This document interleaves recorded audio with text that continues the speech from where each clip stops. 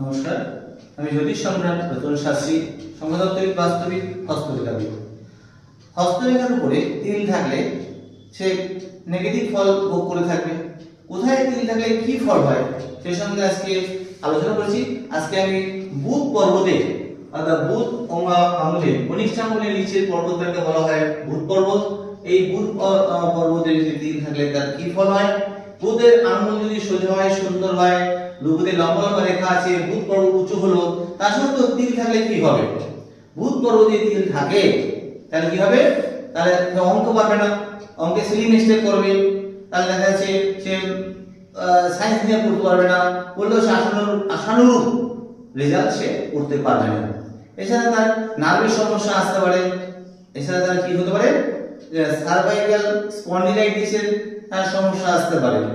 অর্থাৎ দেখা যাচ্ছে সে প্রত্যেকটা ক্ষেত্রে তার সে অঙ্কের ক্ষেত্রে হোক, পড়াশোনার ক্ষেত্রে হোক, বুদ্ধির ক্ষেত্রে হোক, বুদ্ধির মাঝে মাঝে বিভ্রাট, কোথাও কোনো এগ্রিমেন্ট করতে গেল, কোনো চুক্তি করতে গেল, এখানে ভুলভাল দিয়ে চুক্তি করতে হবে বা করে ফেলবে, বিপদে পড়বে। অর্থাৎ যে কোনো ব্যাপারে ডিসিশন নিতে গেলে সঠিক সময় সঠিক ডিসিশন নিতে পারবে না, ভুলভাল দিয়ে ডিসিশন নেবে। অর্থাৎ বুদ্ধি, চেতনা শক্তি বুদ্ধি থাকবে, এটার ফল নেগেটিভ ফল পাবে। এইভাবে যদি তাহলে এর প্রতিকার কি? এর প্রতিকার আছে সে পান্না রত্ন তাকে ধারণ করতে হবে।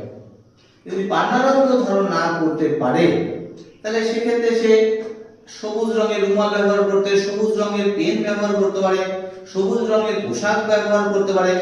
এইভাবে সে কিন্তু তার কিছুটা রেমেডিয়াল পার্ট সে নিজের থেকে নিজে গ্রহণ করতে পারে। এবার বুধ গ্রহকে এবার সে রেমেডি নিজে করতে পারে ঘরে বসে। এবার আজকে আমার সঙ্গে ভিডিও শেষ করলাম। পরের তিল সম্বন্ধে পরের ভিডিওগুলো পরপর আমি বলবো এবং এইভাবে আজকে আমার সঙ্গে ভিডিও শেষ করলাম। নমস্কার।